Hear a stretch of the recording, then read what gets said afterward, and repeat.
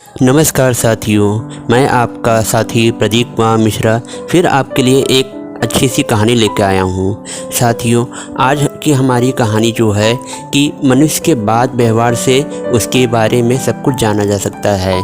उसी पे मैंने एक छोटी सी कहानी लेकर आया हूँ। मेरे इस कहानी को, मेरे इस वीडियो को आप पूरा देखिएगा।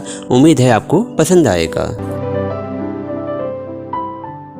साथियों, हमारी कहानी कुछ ऐसी शुरू होती है कि एक बार एक राजा जो है अपने मंत्री और सिपाहियों के साथ जंगल में शिकार खेलने गया और शिकार खेलते खेलते वह सब आपस में बिछड़ गए और उसके बाद एक दूसरे को खोजने लगे। उन्हें पूरे जंगल में उनके साथी नहीं मिले।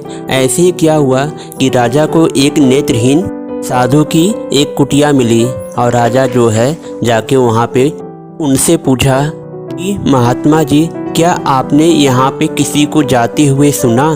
तो उस पे महात्मा ने कहा कि पहले तुम्हारे सिपाही आए, फिर उसके बाद तुम्हारे मंत्री आए और स्वयं अब आप पधारे हो।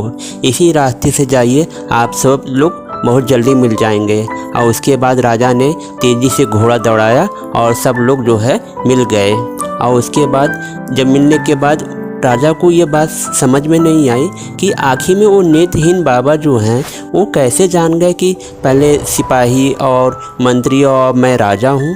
तो उसने जो है यह बात उसके दिमाग में घर कर गई और उसके बाद वह जो है अपने साथियों और सिपाहियों के साथ जो है उस साधु के कुटिया में फिर वापस आया और उसके बाद उनसे पूछा कि बाबा, आप कैसे जाने कि मैं राजा हूँ, ये मंत्री हैं और ये सिपाही हैं? तो उस पे जो है नेत्रहीन बाबा थोड़ा सा मुस्कुराए और कहें कि पहले तुम्हारे सिपाही आए और उन्होंने मुझसे कहा कि ए अंधे, क्या तुमने किसी को जाते हुए देखा? तो मैं ये समझ गया कि ये बहुत छोटे पद वाला आदमी है और इसके पास ज्ञान नहीं है, इसलिए वो ऐसा कह रहा है। उसके बाद तुम्हारे मंत्री आए और उन्होंने मुझसे पूछा कि महात्मा, क्या आपने यहाँ किसी को जाते हुए सुना है? तो मैं समझ गया कि ये राजा के मंत्री होंगे, क्योंकि मंत्री ही ऐसा आदर सूचक शब्द बोल सकते हैं। और उसके बाद आप स्वयं पधारे और आपने मुझे इतने आदर के साथ में बुलाया। तो मैं समझ गया कि ऐसा आदर तो वही दे सकता है जो सबसे आदर पाता हो। इसलिए मैं जान गया कि आप राजा हैं, क्योंकि राजा का सम्मान तो सब करते हैं। और इस तरह की से राजा को उस बाबा नेत्रहीन बाबा की बात समझ में आ गई और उसके बाद उसने जो है अपने मंत्री को उस नेत्रहीन बाबा का सारा खर्चा देने के लिए कहा और अपने राजमहल अपने साथियों के साथ वापस आ गया। ऐसी वाणी बोलिए मन का आपा खोए, औरों को शीतल करे और आपो शीतल होए।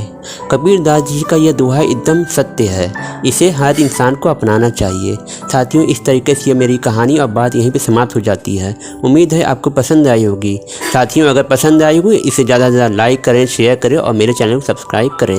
बेल आइकन को जरूर दबाइएगा, नहीं तो मेरे आने वाली कहानी की नोटिफिकेशन आप लोग को नहीं मिलेंगी। साथियों, आप लोग खुश रहिए, सदा साथ रहिए, मेरे अगली कहानी का इंतज़ार करिए।